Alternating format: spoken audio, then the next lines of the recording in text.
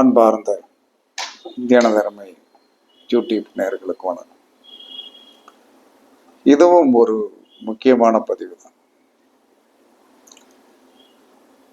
சரராசியின் உண்மை ரகசியம். மேசம், கடகம், துலாம், மகரம். இந்த ராசியின் ஒரு உண்மையான ரகசியம் இருக்கு. இருக்கிற ராசிகளிலே யார் சரலக்கணத்தில் போய் பிறந்துட்டால் அவர்கள் ஒரு துடிப்புள்ளவர்களாக இருப்பார்கள். அது 100% உண்மை. அந்த துடிப்புள்ளவர்களாக இருந்து என்ன சொல்றான்னா, அது சரலக்கணத்தில் போய் பிறந்து என்ன சொல்றான்னா ஒரு மொத்தம் அது 4 கட்டம். உங்களுடைய லக்கணம் என்பது லக்கண புள்ளி தான், லக்கண புள்ளி. ஆனால் சரலக்கணத்தில் போய் பிறந்தவர்கள் வலிமையானவர்கள் என்று சாஸ்திரம் சொல்லுகிறது. ஆனால் இந்த சரலக்கணத்தில் போய் பிறந்தவர்கள் எத்தனை காரியத்தை வெற்றி பெற்றாலும், எத்தனை காரியம் வேணாலும் வெற்றி பெற்றுவாங்க. ஆனால் இவர்களுடைய கர்மா என்பது பொருளாதாரத்தில் இவர்களுக்கு எப்பயுமே அடி கிடைச்சிட்டே இருக்கும். சாதிக்கிறவனுக்கு தான் பொருளாதார பற்றாக்குறை. அப்ப சரலக்கணத்தில் எந்த கட்டத்துல வேணாலும் பாருங்க, நீங்கள் கெட்டிக்காரர் என்பது இயற்கையாவே அதுக்கு ஒரு ஜோதிட விதி, வலிமையானவர்கள் அப்படின்னு சொல்லியாச்சு.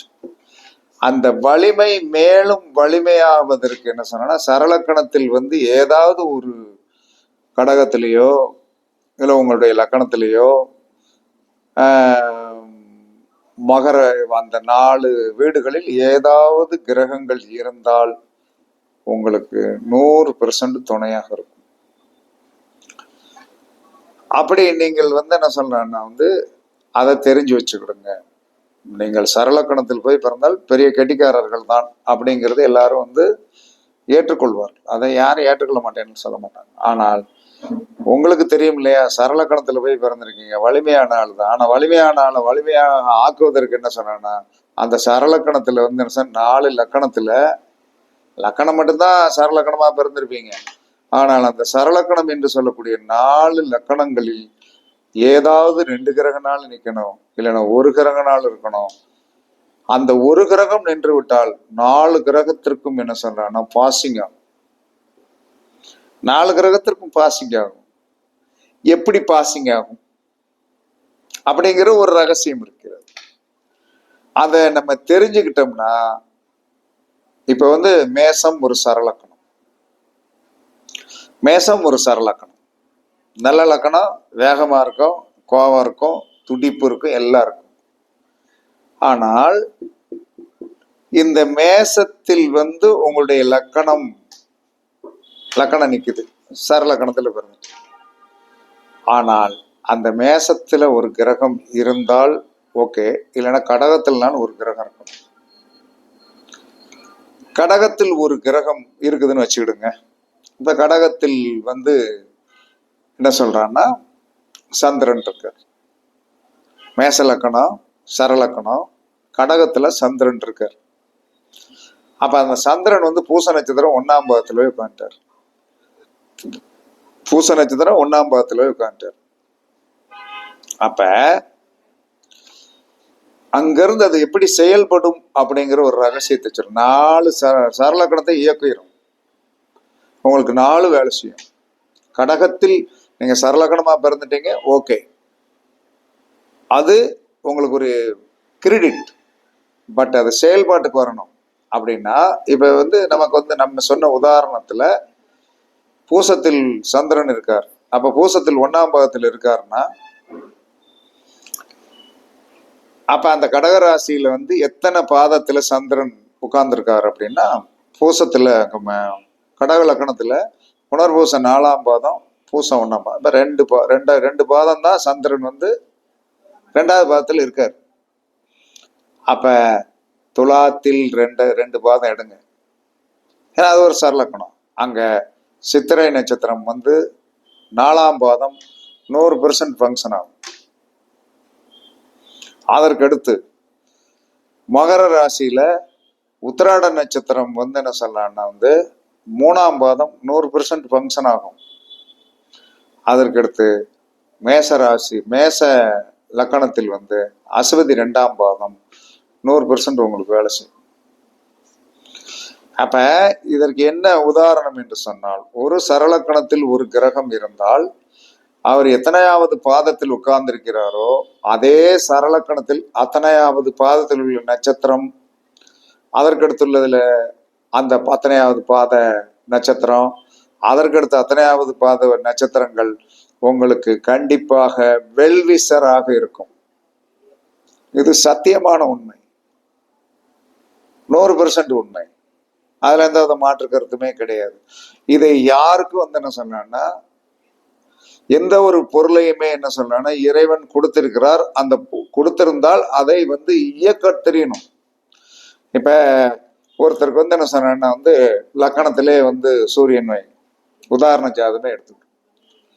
அந்த உதாரண ஜாதத்துல வந்து என்ன சொல்றான்னா வந்து லக்கணத்துல சூரியன். அப்ப லக்கணத்துல சூரியன் அப்படின்னு சொல்லி வரும்போது அந்த சூரியன் எந்த இடத்துல உட்கார்ந்துருக்காரு? இப்ப துலா லக்கணமே எடுத்து துலா லக்கணத்துல சூரியன் வந்து என்ன சொல்றான்னா வந்து விசாக நட்சத்திரம் வந்து 1ஆம் பாதத்துல போய் உட்கார்ந்துருக்காரு. அப்ப விசாக நட்சத்திரம் 1ஆம் பாதத்துல போய் உட்கார்ந்துருக்கும் போது சித்திரை நட்சத்திரம் 3ஆம் பாதம் 4ஆம் பாதம், சுவாதி வந்து என்ன சொல்றான்னா 4 பாதங்கள். அப்ப 6 பாதங்கள் தள்ளி 7ஆவது பாதம் ஆகிய விசாக நட்சத்திரம் 1ஆம் பாதத்தில் வந்து என்ன சொல்றான்னா சூரியன் உட்கார்ந்திருக்கிறார் என்று சொன்னால் அங்க எங்க போய் உட்கார்ந்திருப்பாரு? அங்க எங்க இயக்கம் 4ஆம் பாவம் வந்து சேமமாக இருக்க வேண்டும் என்று சொன்னால், துலாலக்கணத்திற்கு 4ஆம் பாவம் மகரம், மகரத்துல 7ஆவது புள்ளி என்னது? அப்ப 7ஆவது புள்ளி என்னதுன்னா திருவோண நட்சத்திரம் 4ஆம் பாதம். அப்ப திருவோண நட்சத்திரம் 4ஆம் பாதம் வந்து 100% இவருக்கு வந்து சப்போர்ட் பண்ணும். மேசராசியில 7ஆவது பாதம் பரணி நட்சத்திரம் வந்து என்ன சொல்றான்னா வந்து 3ஆம் பாதம். அந்த பரணி நட்சத்திரம் வந்து 100% வேலை செய்யும். கடக லக்கணத்துல 7ஆவது பாதம் வந்து என்ன சொல்றான்னா ஆயில்ய நட்சத்திரம் வந்து 2ஆம் பாதம்.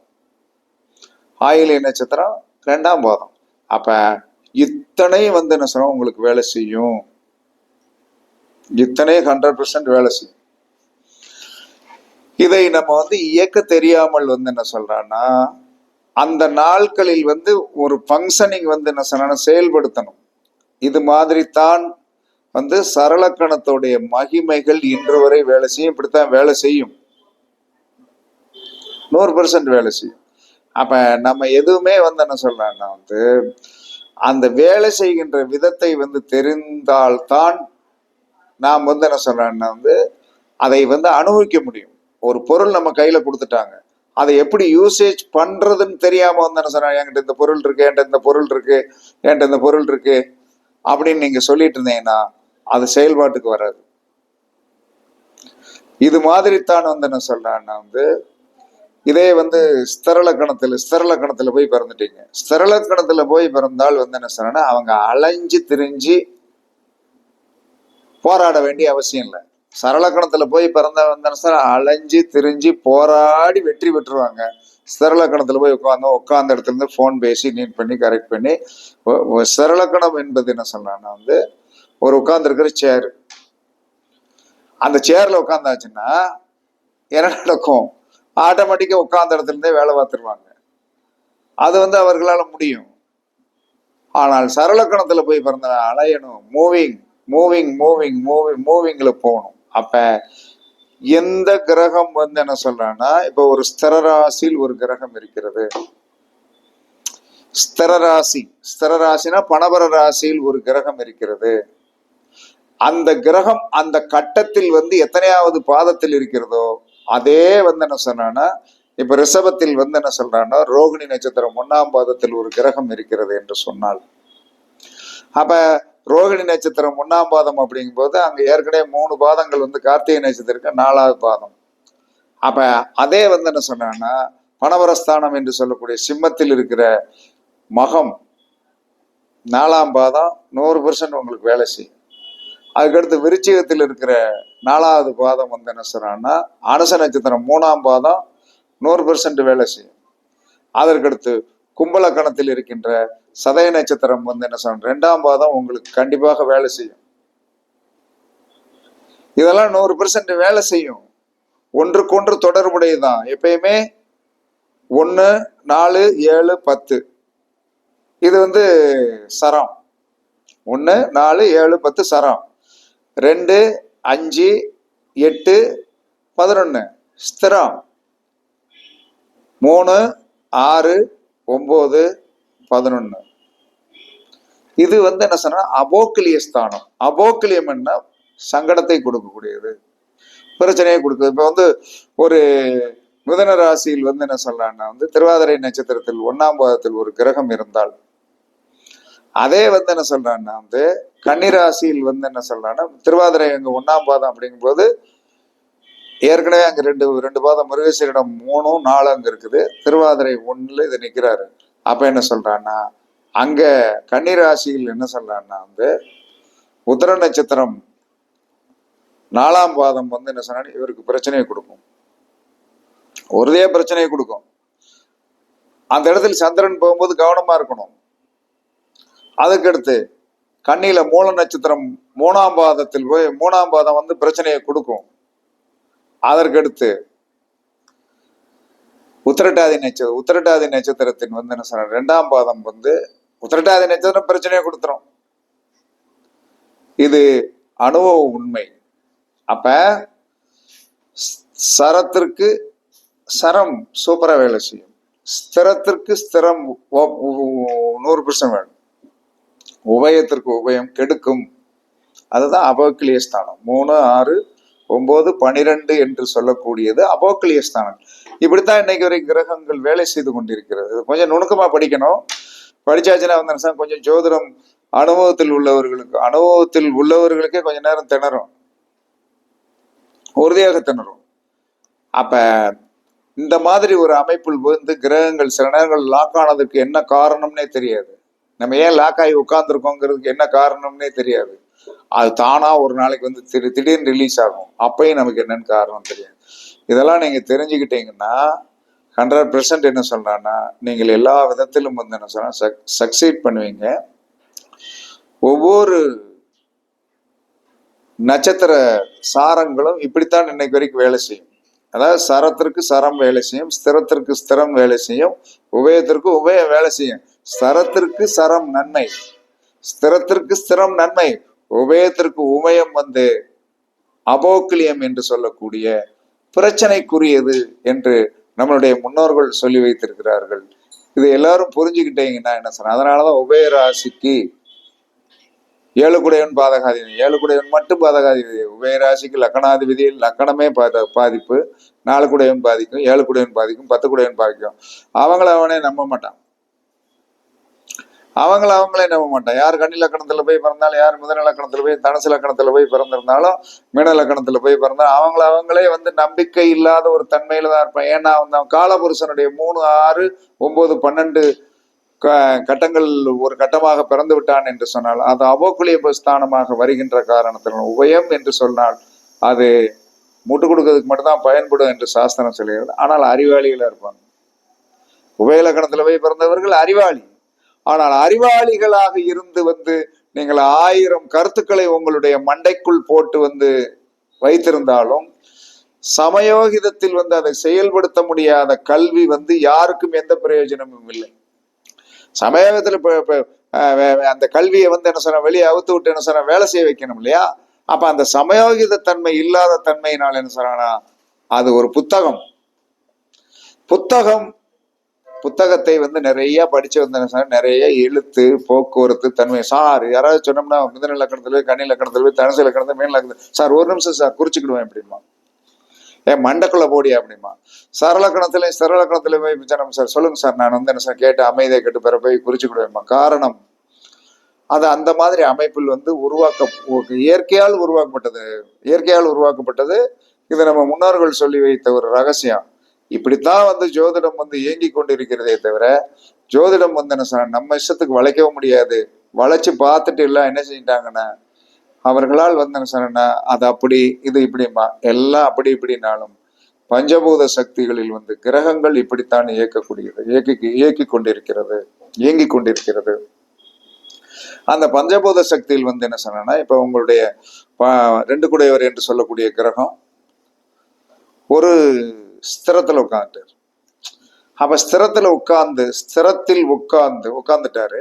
அந்த ஸ்திரத்துல உட்கார்ந்தாச்சுன்னா என்ன சொல்றான்னா, அந்த 2 குடையவர் என்று சொல்லக்கூடிய நட்சத்திரத்திற்கு அது ஒரு ஸ்திரமான வீடாக இருந்தால் அதற்கு 4வது வீடு வந்து ஸ்திரமான வீடா தான் இருக்கும். அப்ப என்ன சொல்றான்னா, இந்த 2 குடையவர் என்று சொல்லக்கூடியவர் தாராபலன் இல்லாத நட்சத்திரத்தில் உட்கார்ந்துட்டாரு. கொஞ்சம் தாராபலன் வந்து எப்படி பாக்குறதுன்னு வந்து ஒரு கணக்கு இருக்குது. 2 குடையவர் யார்? அந்த 2 குடையவர் என்று சொல்லக்கூடியவர் அவருடைய நட்சத்திரத்தில் இருந்து 2 குடையவர் உட்கார்ந்த நட்சத்திரத்து வரைக்கும் எண்ணி பார்க்கணும். அதான் தாராபலன் பாக்குறது. ஒரேடியா வந்து என்ன சொன்னா, நட்சத்திரத்தை வச்சே வந்து எல்லாத்துக்கும் தாராபலன் பார்க்க கூடாது. நட்சத்திரம் வந்து ஒரு குறிப்பிட்டதுக்கு தான் தாராபலன். 2ஆம் இடம்னா 2 குடையவர் யார், அவருடைய நட்சத்திரம் மேசம் அப்படின்னு சொன்னா 2 குடையவர் வந்து என்ன சார் ரிஷபம் என்று சொன்னால் அந்த வீட்டு அதிபதி வந்து சுக்கிரன் தான். அந்த சுக்கிரன் தான் 2 குடையவர். அப்ப சுக்கிரனுடைய நட்சத்திரம் ஆகிய பரணியில் இருந்து அந்த 2 குடையவர் என்று சொல்லக்கூடிய சுக்கிரன் எந்த இடத்துக்கு நட்சத்திரத்தை உட்கார்ந்துருக்கா அப்படித்தான் தாராபலன் பார்க்கணும். இப்ப ஒரு பணபரஸ்தானாதிபதி என்று சொல்லக்கூடியவர் வந்து 2ஆம் இடத்திலே உட்கார்ந்துருக்காரு, அவர் சொந்த வீட்டிலே உட்கார்ந்துருக்காரு. ஆனால் வந்து என்ன சொன்னா, அவர் தாராபலன் இல்லாத நட்சத்திரத்தில் உட்கார்ந்துட்டால் அவர் ஆட்சி பெற்றிருந்தாலும் உச்சம் பெற்றிருந்தாலும் செயல்பட முடியாது. அப்ப என்ன செய்யணும் அப்படின்னா, அதுல இருந்து அந்த பணபரஸ்தானம் என்று சொல்லி 4ஆம் இடம் ஆகும். இப்ப விருச்சிகத்துல வந்து ஒருத்தருக்கு வந்து என்ன சொன்னா, தனஸ்தானாதிபதி செவ்வாயாகி அவர் கேட்ட நட்சத்திரத்துல உட்கார்ந்தாச்சுன்னா வேலை செய்ய மாட்டார். என்ன காரணம்? செவ்வாய்க்கு வந்து புதனுக்கு வந்து என்ன சொன்னா பயங்கரமான பகைன்னா வந்து என்ன சொன்னா அது காலச்சட்டம். அப்ப இந்த செவ்வாயை வந்து வேலை செய்ய வைக்கணும். அப்ப கேட்டை நட்சத்திரத்தில் அவர் கடைசி பாதத்தில் உட்கார்ந்திருந்தாலும் 4ஆம் பாதத்தில் உட்கார்ந்துருக்காருன்னு வைங்க. அப்ப கேட்டை நட்சத்திரம் 4ஆம் பாதத்தில் உட்கார்ந்திருந்தாலும் அங்க வந்து என்ன சொல்றான்னா, அந்த கும்பத்தில் வந்து 9வது பாதம் இருக்கு இல்லையா, அது வந்து புரட்டாது. அப்ப செவ்வாய் என்று சொல்லக்கூடிய நட்சத்திரத்திற்கு எப்பயுமே வந்து என்ன சொன்னா புதன் ஆகாது. அப்ப புதன் ஆகாது. அதற்கடுத்து யாரு என்ன சொல்றான்னா வந்து குருவும் ஆகாது. செவ்வாய்க்கு வந்து குரு ஆகாது. ஏன்னா விபத்து தாரையாக வந்து விடுவாரு. அதற்கடுத்து எங்க போகணும்? ரிஷபத்துக்கு போகணும். அங்க ரிஷபத்துக்கு போகும்போது என்ன சொல்றான்னா, அங்கேயே அந்த 9வது பாதம் வந்து என்ன சொல்றான்னா மிருகசீரிடம். அப்ப ஜென்மத்திற்கும் ஒத்து போகாது. அதுக்கடுத்து சிம்மத்துக்கு போகணும். அப்ப சிம்மத்துக்கு போகும்போது என்ன சொன்னா வந்து அந்த கடைசி பாதம் என்பது உத்திர நட்சத்திரம் 1ஆம் பாதமாகும். எப்பயுமே செவ்வாயுடைய நட்சத்திரத்திற்கு வந்து என்ன சூரியனுடைய நட்சத்திரம் 8வது நட்சத்திரமா வரும். அந்த நபரை பிடிச்சாச்சுன்னு வைங்க. ஒருத்தருக்கு வந்து என்ன சொன்னா ஒரு தனஸ்தானாதிபதி என்று சொல்லக்கூடியவர் விருச்சிகத்துல உட்கார்ந்துருக்காரு. அந்த விருச்சிகத்தோட கடைசி கடகோடியில வந்து 9வது பாதமாகி கேட்டை நட்சத்திரம் 4ஆம் பாதத்தில் உட்கார்ந்துட்டாருன்னா செவ்வாய் தான் தனஸ்தானாதிபதி. செவ்வாயுடைய நட்சத்திரத்திலிருந்து அவர் உட்கார்ந்து இருக்கிற நட்சத்திரம் புதனாக இருக்கிறதுனால அது காரிய தடைக்கு உண்டான நட்சத்திரமா வந்துடும். சரி, அதுக்கடுத்து ஒரு பணபரஸ்தானம் இருக்குது. அந்த இடத்துக்கு போகும்போது அங்க குரு வந்துருந்தாரு. குரு வந்து செவ்வாய்க்கு வந்து 3வது நட்சத்திரமா வந்துருவார். அதற்கடுத்து வந்து என்ன சொன்ன ரிஷபத்துல வந்து 9வது பாதம் வந்து மிருகசீரிடமா வந்துடும். அப்ப எப்பயுமே வந்து என்ன சொன்னா வந்து ஒரு ஜென்மத்திற்கும் அதே 10வது நட்சத்திரத்திற்கும் வேலை செய்யாது. அதுக்கடுத்து 4வது கட்டத்துக்கு போகணும். அந்த 4வது கட்டத்துல வந்து கடைசி நட்சத்திரம் இது உதாரண ஜாதகம் தான். கடைசி கட்டத்துல போய் வந்து பாத்தீங்கன்னா அதுல வந்து உத்திர நட்சத்திரம் போய் உட்கார்ந்துருக்கும். அந்த உத்திர நட்சத்திரம் வந்து ஃபங்க்ஷன்ல இருக்கும். இந்த நபர் வந்து என்ன சொல்றான்னா வந்து தாராபலன் இல்லாத நட்சத்திரத்தில் போய் வந்து தனஸ்தானாதிபதி உட்கார்ந்து விட்ட காரணத்தினால் ஆனால் இவர் வருமானத்தை ஈட்ட வேண்டும். வேற வழி இல்லை. அப்போ வந்து என்ன சொல்றான்னா வந்து கடைசி கட்டத்தில் இருக்கிற அந்த உத்தர நட்சத்திரம் 1ஆம் பாதத்தை இவர் இயக்கினார் என்று சொன்னால் தனஸ்தானாதிபதி வேலை செய்ய ஆரம்பிச்சிருவார். தனஸ்தானாதிபதி உறுதியாக வேலை செய்ய ஆரம்பிச்சிருவார்.